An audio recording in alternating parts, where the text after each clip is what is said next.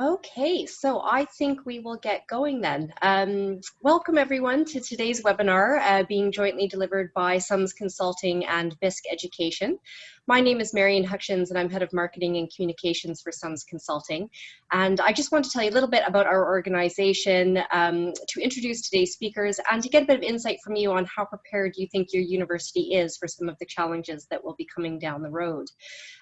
So I'll introduce our speakers today. We have two speakers from Bisk and one from SUMS Consulting. We'll do a quick poll to see what your views are on things, and then we'll get into the meat of it. And please do pop your questions into our Q&A function. So for those of you who aren't yet old hat at Zoom, you will see at the bottom of your screen that you've been automatically muted and your video has been turned off, and that's just to support the quality of sound for everyone. But you should see a Q&A button. So please pop your question in there, and as that's populated, if you see a question that you'd really like answered, give it a thumbs up, and that will vote it up and move it up the priority ladder so that we make sure we cover it in the Q&A session. So with that, I think we'll move on, and I'll tell you a little bit about SUMS Consulting. So I know most of the people on today's webinar will be members or clients or may have worked with SUMS in the past, but for those of you who haven't, we are a not-for-profit higher education consultancy with a history of about 50 years of working with universities across the UK. And that is in all professional service areas. So we support universities with everything from digital transformation to timetabling and space management, student recruitment, change management, and sort of everything in between. And our members represent about a quarter of the student and staff full-time population. So quite a significant representation there, and just under a third of the overall spend for the sector. And just to give you a little snapshot on the clients and members that we've worked with over the last year or so, real diversity in terms of the types of institutions. So everything from research-intensive Russell groups to post-92 teaching-focused universities. And again, you know, there's expertise and pockets of excellence in these universities across the sector. So our role really is to support universities in developing, making sure that we can kind of help them in their own area for development, but also use the good practice across the sector for the benefit of the sector as a whole. So we work with a pool of about 50 consultants that can support us and our members and clients in any area of professional service development. So that's SUMS Consulting. What we wanted to do was just kick off with a quick poll with a few questions on it. So one of them has to do with sort of human connectedness. So we know at the undergraduate and postgraduate level, there may be different requirements for students who partake in blended or hybrid learning, but there'll be some common requirements around human connectedness, connectedness with tutors and professors, and a sense of community with the institution. So we wanted to know first off, how prepared you think your university is in terms of resources, training, processes to support students in their sort of connection over their journey. So you should have seen a poll pop up on your screen. There's a range of options you can pick there. So are you at one of those fortunate universities that feels fully prepared? Or are you at a university that feels perhaps you know, somewhat unprepared? If you'd like to pop your answers in there, that would be great. I'll just give you a minute or so to do that. And even if you're not speaking on behalf of your institution, but your own department and your own individual perspective, it's really good to hear your thoughts as well. So please fill that in if you can.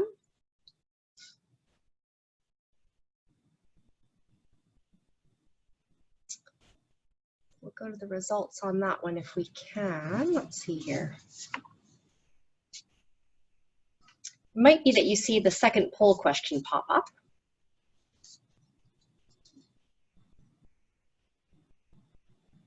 There we go. So we've got the answer to the first poll question. So perhaps not unsurprisingly, people are feeling sort of moderately prepared. They're not, you know, completely in the deep end in terms of not having anything in place, but there's certainly some room for development and growth in that area, and some perhaps more robust resources to help your institution. So that's perfect. Thank you so much for giving us that information. And the next question we wanted to ask is about analytics. So we know analytics can be very helpful in identifying at-risk students, helping us to track that student through their journey and intervene at appropriate points. So we'd like to know, again, how prepared you feel your institution is to identify students that may be at an at-risk category and then to intervene with the appropriate support. So, Marion, let me just jump in. Unfortunately, that Sure. second poll question does not want to launch. So I apologize. Oh, okay. Well, if you'd like to pop something in the Q&A about that, we can take your Q&A comments as well. So if you'd like to tell us how you feel in terms of your institution preparedness, feel free to pop that in the Q&A. And you can use the Q&A at any point over today's session. So with that, again, I think it's really interesting to hear that there are a lot of universities are kind of in the middle. So I think you'll find today's topic really interesting then, and you'll get a lot of really good insight from our panelists today. So I'd like to introduce to you Dean Rustin, VP Student Success at Bisk, and Sam Kerse, Assistant VP of Student Success at Bisk. They'll be leading the bulk of today's session, and then our SUMS consultant, Nick Skelton, will join at the end to facilitate some Q&A with you. So with that, I'll hand it over to you, Dean. Great, thank you, Marion. Welcome. It's great to see a lot of the university names, and thank you very much for taking the time today to join us. I think we'll have some very interesting, hopefully some engaging conversation throughout this limited time we have this morning. There's a lot going on in the marketplace. I wanted to share something before we jump in. Just of recent, UNC Chapel Hill here in the United States, a well-known university, they were bringing students back to online campus, and they just started last week. Unfortunately, a professor, a youth student, along with a couple other academics, they wound up having that COVID, that crazy COVID right now outbreak. So now they're in a lockdown, and they have to now have the students to engage via online. So a lot of times when we think we're prepared, we have to prepare for the uncertain, and that is the big factor we have right now in the marketplace, is not only online for the way it was pre-COVID and in the future, but what we're dealing with today and the circumstances that can all of a sudden be upon you, even when you think you have everything mapped out. And hopefully we can help you guide through some of that. To talk about Bisk, it's a wonderful story. I hope one day it'll be in the theaters and they'll make a movie about us. Bisk is a pioneer going back to 1971. Literally started out as the founder and owner, Nathan Bisk, with a CPA and attorney, a law degree. Wanted to help CPAs determine how they could help pass that exam for their certification. So he actually incorporated 8-track tapes to help teach them and prepare them for those courses. We grew fast, just evolved from there to our online universities, as you can tell.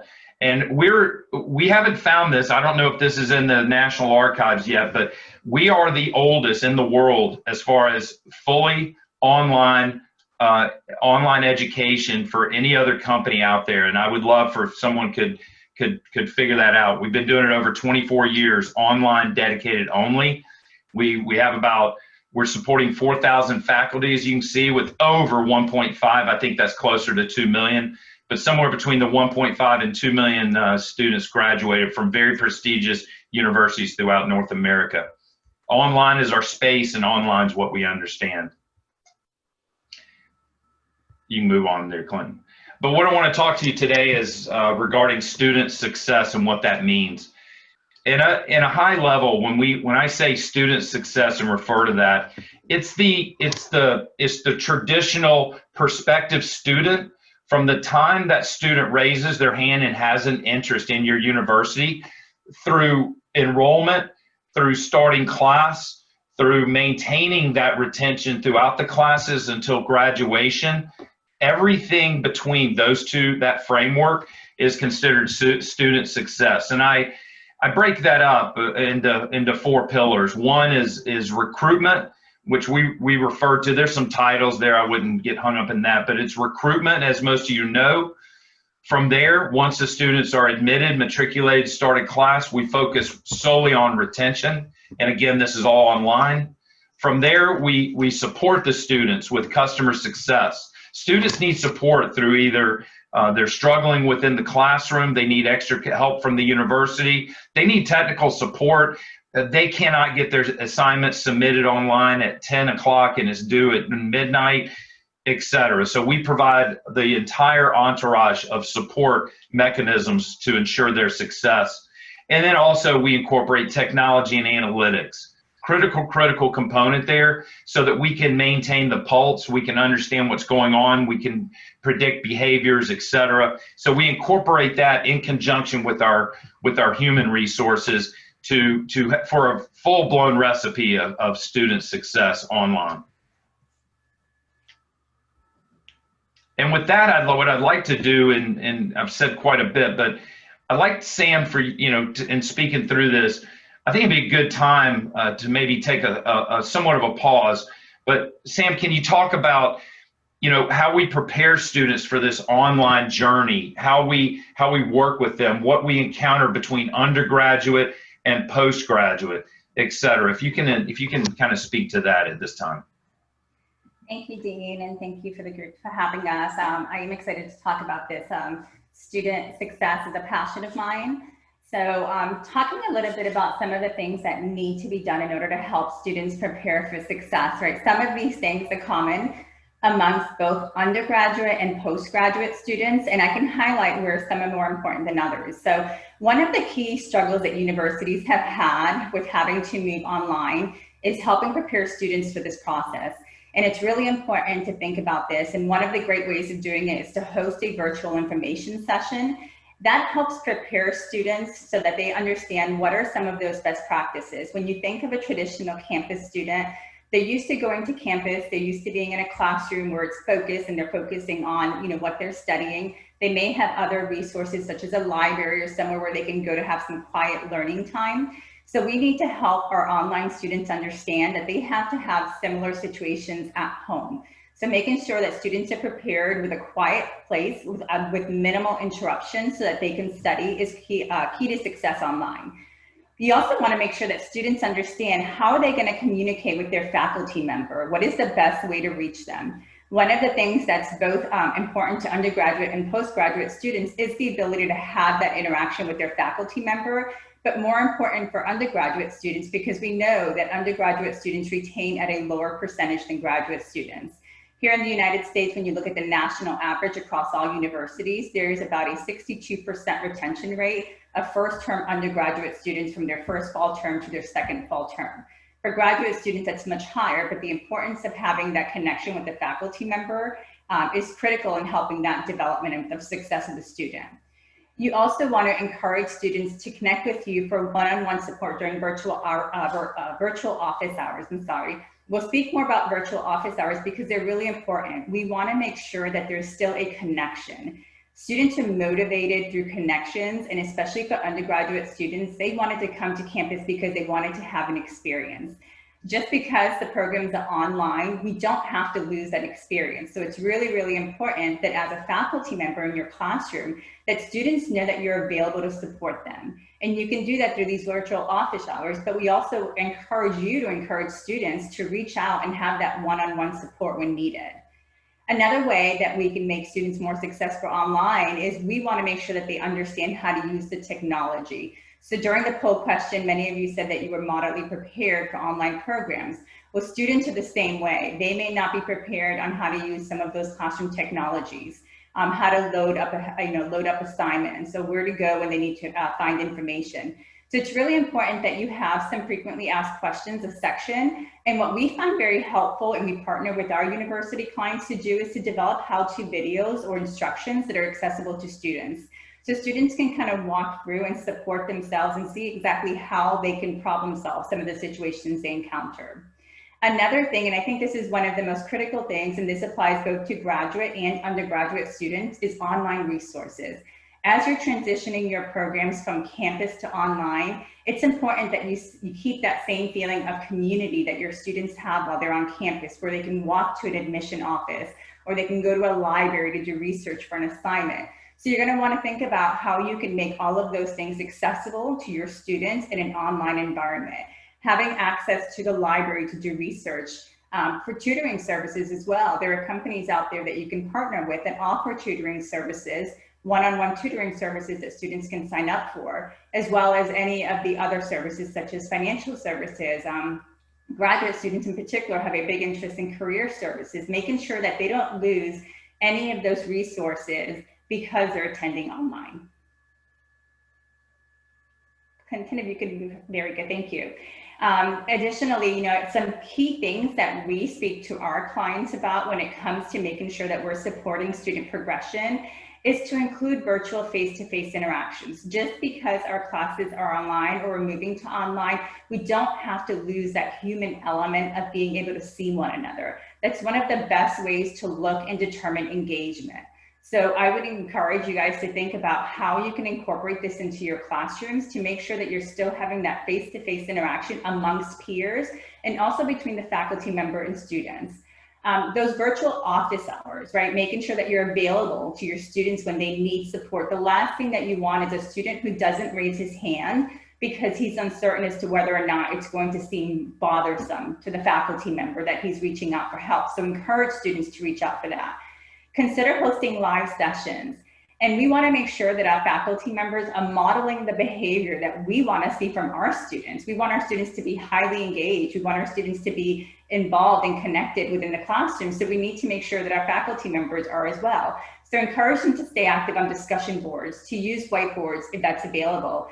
Something great and something that, is real time are those text notifications. So if you have the ability within your classroom platform to set up text notifications to send students important reminders of when assignment to do. This is particularly of importance for the undergraduate population.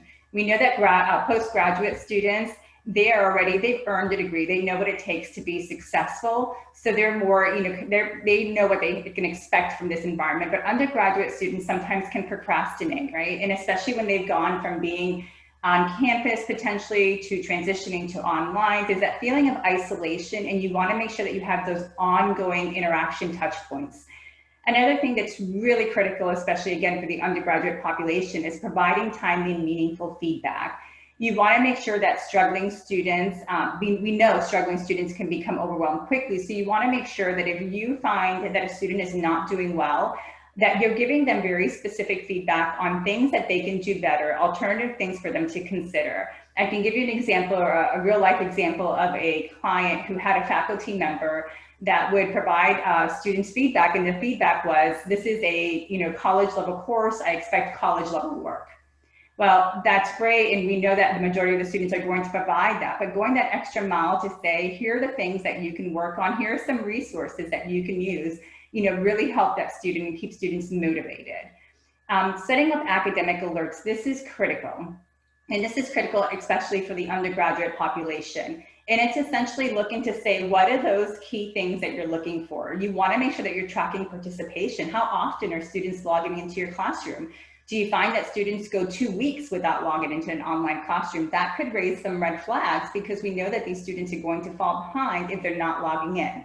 Also tracking whether or not students are completing assignments, and then being proactive and reaching out to these students to promote their success. So if you find that students are missing multiple assignments over a week, weeks or a period of time, you want to make sure that you're reaching out to those students proactively so that they don't get so far behind that they can't catch up. And that's another key to making sure that students succeed online. And then Dean, if you would talk to us a little bit about how we can leverage the analytics to pull it all together. Yeah, thank you, Sam. I think one thing that Sam pointed out is that human element when you're working with online. Before I jump into this, it's very critical. Like, as you know, when you're doing recruitment and your recruiters or admission folks are building relationships to speak to the students as far as their interest in that in your university and so forth. It's even more critical once they're in to have that relationship with not only the faculty, but the university as a whole. And when you look at it holistically, you have to look at it as the student wants to feel a part of the university. The student wants to feel the camaraderie of the university. The student wants to feel like even though they're online, they are, when they assume in the US, when they graduate, the degree does not say online. It says from the credentialing university. So they want to be a part of that. They also want to think about this when looking ahead. They become part of your alumni. You want that strong support. That's alumni support that carries weight in the future, that carries a lot of success for us, as we all know. So I want to focus on that because the human element is critical, specifically when we're talking about our data analytics. Data is nice, data is required, data is everywhere. Data can give you a lot of red, green, yellow. Data can tell you to turn right, turn left. Data is fantastic, and we have a lot of it right now. It's called big data, but we have a lot. What data doesn't do, though, is data does not incorporate that human element. Data also may not take action. Data may take action as far as sending an alert, sending an SMS, sending communication, but data does not direct the human element of those actions, which is many times required when you're online, because they're working through technology in an online environment, and that's a part of it that must be in there in order to maximize and continue your student success with online programs. So enough of that, because that could be a whole nother subject. But what I want to talk about here, real quick, is, you know, through technology, you can set up academic alert monitoring. Now, this is something that can be customized based on your student population. Are they undergraduate? Are they postgraduate? What is the particular program or study? What is the particular student population? What are you trying to accomplish? Obviously, in undergrad starting, you need to really be able to keep up and nurture them, as compared to that postgraduate who is a working executive wanting to complete that. However, you cannot eliminate that human element with that postgraduate going back, and you'll hear me say that many times. So academic alert monitoring, what our goal there is to create proactive outreach with our student population as compared to reactive outreach. When you see, for example, in retention reporting as listed, retention's up, down, flat, that becomes a reactive approach for student outreach. Why are we seeing this in this particular class or in these particular courses during this particular week? We need to be seeing that in advance so we can be proactive with the faculty and the university as a whole, so you can take action to prevent that retention from going the direction that is not preferred. Also, omni-channel communication. Basically, all you're saying is we need to communicate with students the way they want to be communicated with at that time.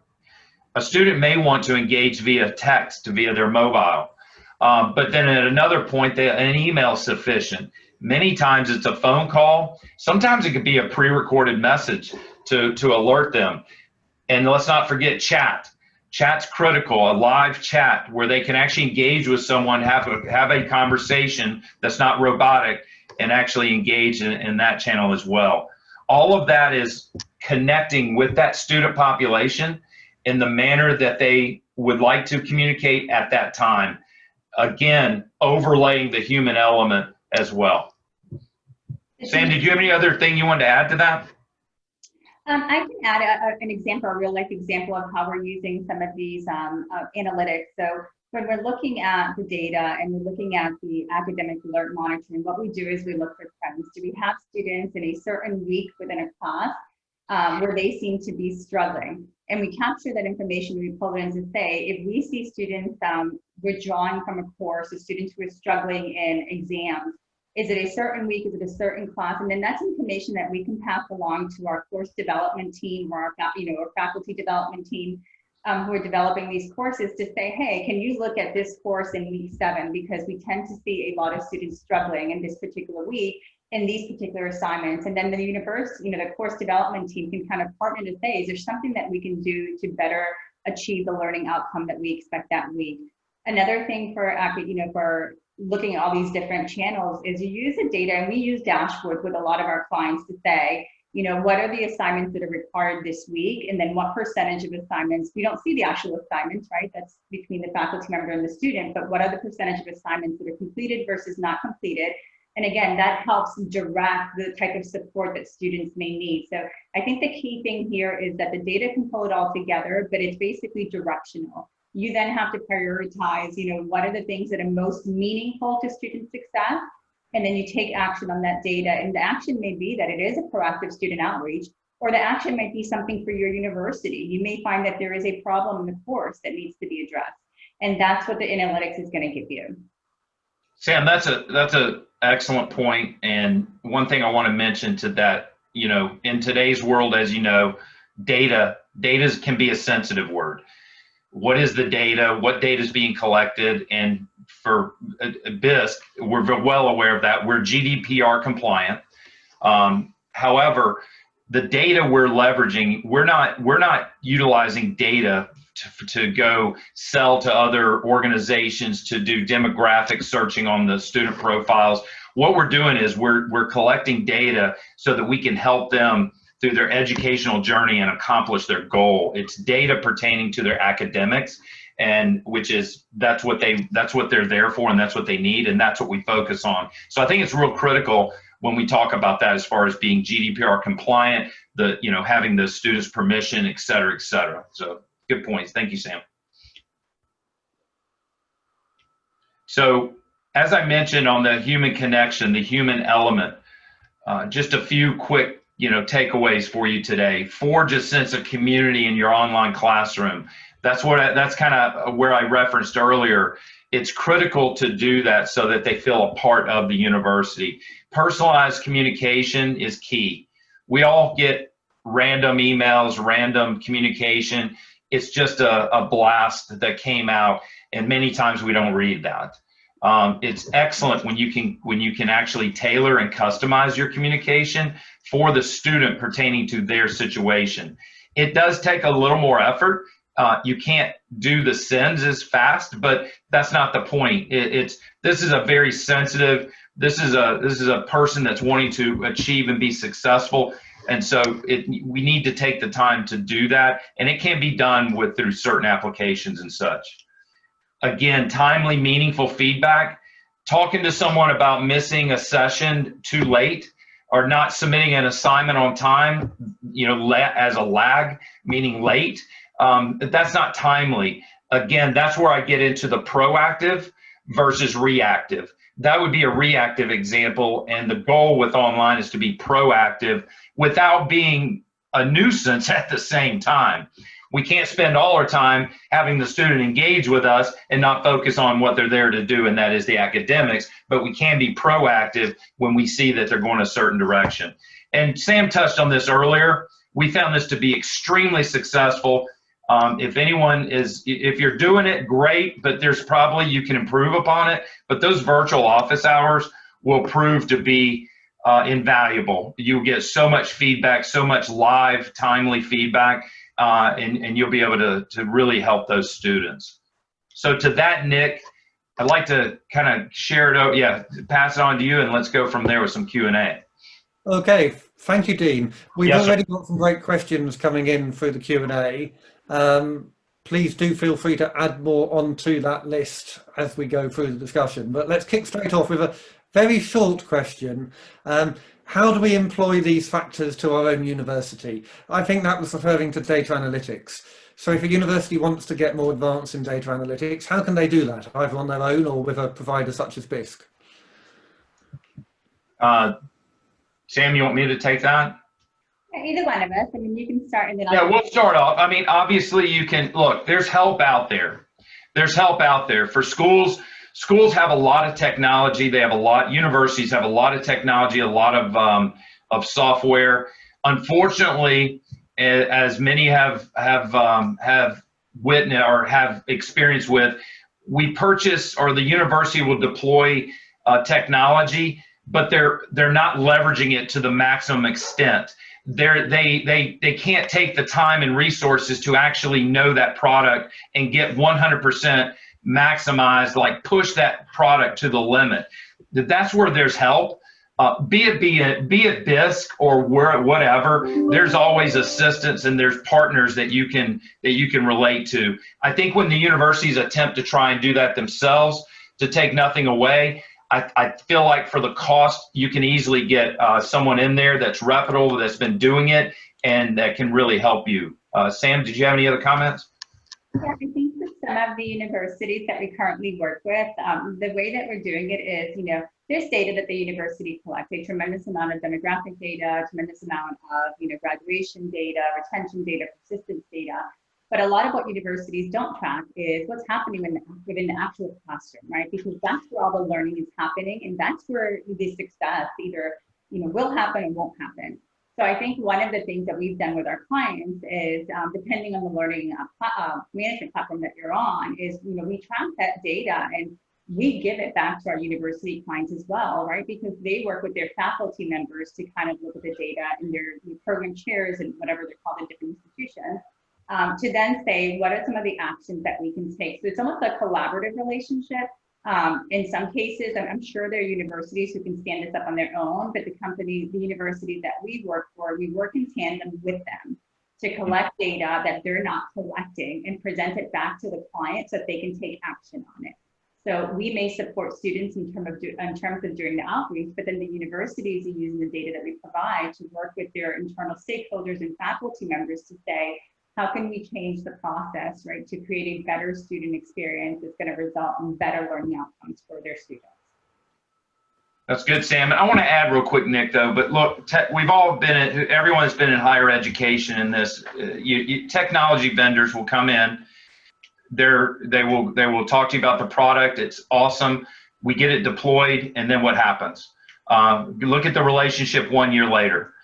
To whatever that may be. So that's kind of where I'm coming in. We work with any major technology vendors, and then we carry subject matter experts on our side, which there's other companies, it's not just Bisk, that can also participate and assist with that. So I think that kind of would sum that up, Nick, hopefully.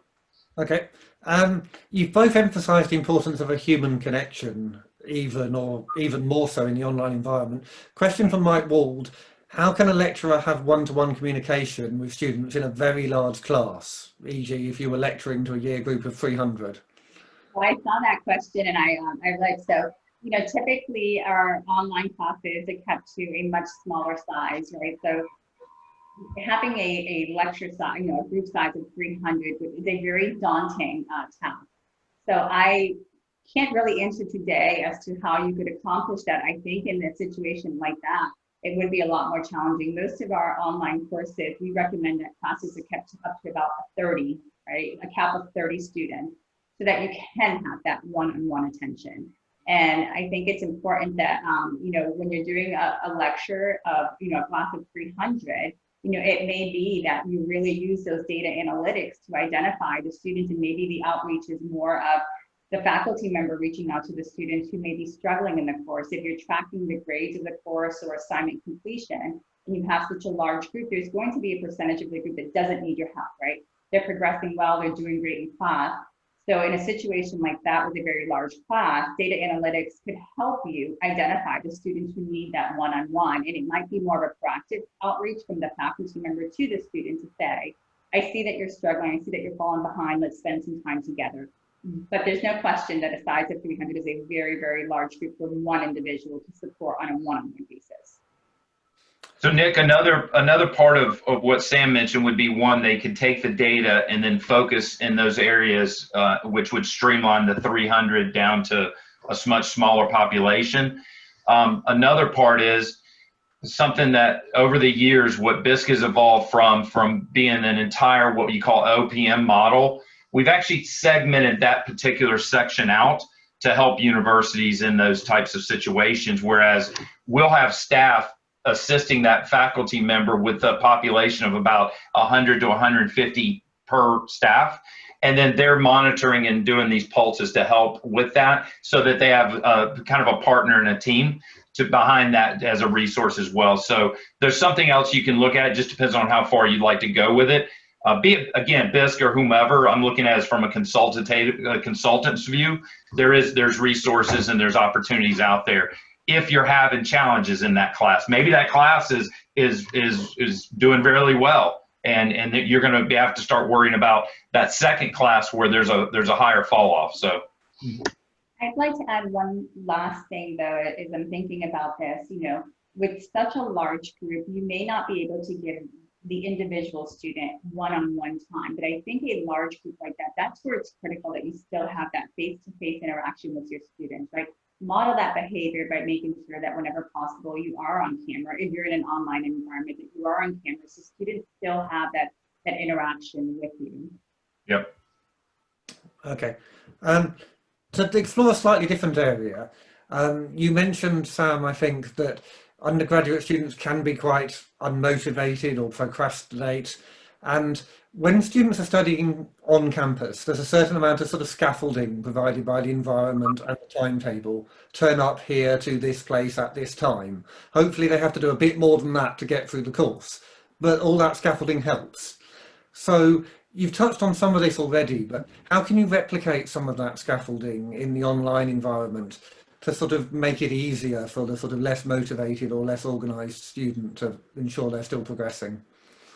I think part of the way that you can do that is by making sure that you're incorporating, just a lot of interaction within the classroom. Make your learning active, right? So use your discussion boards to make sure that students are actually participating. And in terms of showing up, well, you track attendance as well, right? You set that expectation up front for students that because it's an online environment, there's still an expectation that you are present, that you're engaged. But I think within, getting like on campus, it's a lot easier when you go there. The same thing can be done. You can set up group assignments within a classroom that requires students to be engaged and participatory. There's a lot that can be done within the classroom to make sure it's engaging. Even Zoom sessions within the classroom where all students are available online at a certain time, and it creates a feeling of transferring that classroom on campus to transferring the classroom online. So I think that there are a lot of activities that can be done, but it takes a lot of involvement from the faculty member to make sure that they're modeling the behaviors that they want to see from their students as well. So if we want to make sure that our students are engaged and our students are present, then we have to make sure that we model that same behavior by being very interactive within the classroom. And Nick, that kind of ties into setting the expectations of the online student. The class it will begin at this exact time. Cameras will be on. There will be engagement, et cetera. So to Sam's point, it's kind of how you map out those expectations for that student is how they're going to respond. And we can't deviate from the expectations. It can't be a moving target. It needs to be, these are the expectations for this. This is what's going to happen, and then follow through. That's what's critical. Thanks, Dean. Graham was interested in the location of data and security of data. So if you were working with a UK university, where would data be stored? Would it be on UK servers from the university or Bisk servers? So, we have a team that does all of this for us, like a security systems team. I don't know if Dean can answer some of this, but I know that we have a team that's responsible for making sure that any of the data that we collect, any of the data that's housed in a manner that's according with all of the laws and policies that are out there. Data security and data safety is critical. I can't answer the question where the data is stored. It's generally, we're always in partnership with the university, so it's a partnership with that. But I can assure you, everything that we do is GDPR compliant when it comes to the safety of the data, the integrity of the data, the security of the data. Unfortunately, Sam and I aren't we read data and look at trending, but I'm not familiar with it. I couldn't give you a good answer on exactly where the data sits and resides. I just know, we work with a national population here in the US. We have international partners. We've, knock on wood, as they say here in the US, we haven't had anything as of yet. So, and we're celebrating 50 years. We do have an entire team dedicated to data security. Okay, thanks. We might touch back on that one at our next presentation on the fourth in the series. Can we talk a bit about completion rates? I think a lot of staff in universities worry that online courses have higher dropout rates, lower completion rates than courses in person. This might perhaps be due to the sort of enormous fanfare and then relative failure of MOOCs, which were infamous for huge enrolment and little completion. But what do you see for student progression rates on the sorts of undergraduate and master's courses that you deal with US universities? So Sam, if you don't mind, I'm going to set the ground, some groundwork, and then I'll let Sam talk about some numbers. The reason, if you think about, like you mentioned, Nick, MOOCs, or if you mention a university, for example, wanted to go online, they just wanted to scale outside the brick and mortar, but they really didn't understand or put the time into the investment of those online students. that's what, you know, we went through a technology, I don't know if you want to call it a technology, it's just technology revolution. We have been, it's just ever evolving, ever evolving, ever evolving. Within my generation, there's a time back when America Online was the internet provider popular over here with a dial-up. You could not have launched online classes as such with the graphics and the interaction. So we've evolved, you know, the industry as a whole has evolved. There's also learnings behind that. And that's some of the things we've mentioned today is how do you take this online population, be it a campus online hybrid or online dedicated, then how do you take that and how are you successful? And that's where a lot of our foundational components come from, because it is being done, it can be done. It's not simple. It can be challenging at times, but once you craft the model with your population, you can be very successful. But Sam, if you want to go ahead, I didn't mean to run in front of you, my apology. Fair enough. So to answer the question, you know, there are differences between completion rates. We know that undergraduate students, you know, do not complete, especially first-term undergraduate students don't complete as high as graduate students. So the national average here in the U.S. is about 62% for completion rates, retention rates for undergraduate students, but that varies also by university, all right? And it also varies by the rigor of the admission criteria. The higher your admission criteria are, the higher your completion rates are, because you have a student who's better grounded in academics when you're, you know, when your admission criteria are much more rigorous. So what we find is even amongst undergraduate students, depending on the university and depending on the type of program as well. Like we see higher retention rates in more technical programs, finance and accounting, computer sciences, aviation programs, right? Those programs that have a more, you know, science background, those students tend to retain a lot higher than your liberal arts students, right? Where we see much lower retention there. So in terms of, you know, online versus campus, there is an element of online, and I think one of the questions on here was about, you know, there are different motivations for why people go online and why people go to a traditional campus, right? It really also depends on the type of student that you have and what those motivating factors are. I think in general, it depends on the program and the caliber of the program. We support universities that do both on campus and also online. Right, and we can look at both populations, and we do see some differences in terms of, you know, students and how they progress online, but that also depends on those other life factors, right? A traditional student who isn't working full time, who doesn't have a family, they have a lot more time to dedicate to their studies than someone who is an adult learner who's coming back for a degree completion program, who may have, you know, they're going to school online, but they're also juggling a career and they're also juggling a family, right? So those other factors can contribute. But I think the success of your online program really depends on what you put into it and what you want to do. I mean, the recipe for success is try and make that transition seamless. The caliber of education that a student is receiving online should be as good as the education that you're providing on campus to that student.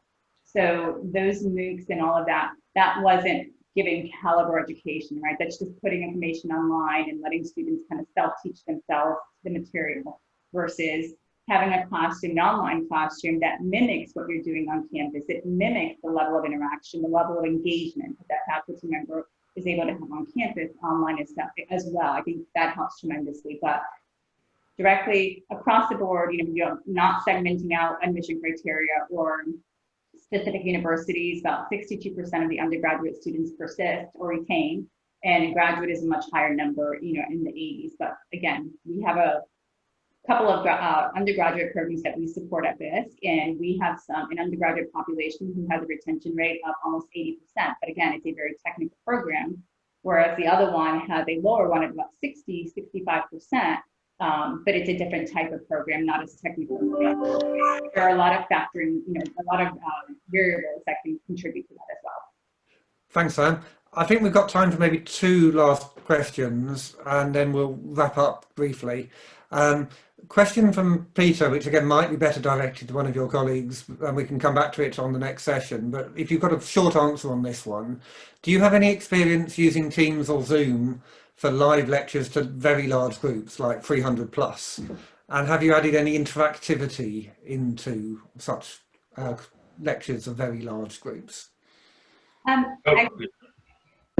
I was just going to share briefly. I personally do not, but we do have team members at this that may be able to answer this question a lot better than I'm going to be able to answer in terms of the size of the group.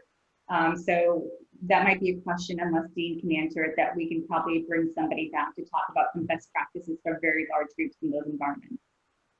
We have a lot of a majority, if not all, of our university partners have been using Zoom on many of the live lecture weeklies or twice a week. So Zoom has been the product of choice there. Internally, we use Teams as far as a corporate, and we use that with meeting with our partners. We kind of go back and forth, but Zoom has been thus far, which is why the stock price has gone crazy, has been the choice at the moment as far as leveraging live lectures and that. I think that would be a good topic for you as well, Nick, and this is where I was going. Could you imagine a session like this, and all we're talking about is the classroom, the online best practices, how to leverage different tools, etc. Something to think about. I'll just add a couple of tips on my own for Peter from what I've done and what I've observed elsewhere. Yeah. So we used a poll earlier in this session, which is a very simple form of interactivity, and that does help. And there's some more sophisticated things you can do, like building a word cloud live during a lecture, where students can type in their concerns or their understanding of a topic already, and you just generate that collective knowledge as a sort of live word cloud formed in front of you. There are all sorts of clever techniques out there. And we've almost done with the sort of questions we've had come in, but I'll ask you one last question of my own, which is around sort of supporting students who might otherwise fall between the gaps. So in a traditional university, there may be a lot of different organisational units within a university that are responsible for student success and progression, from the pastoral side in residencies, their academic department, and central service functions.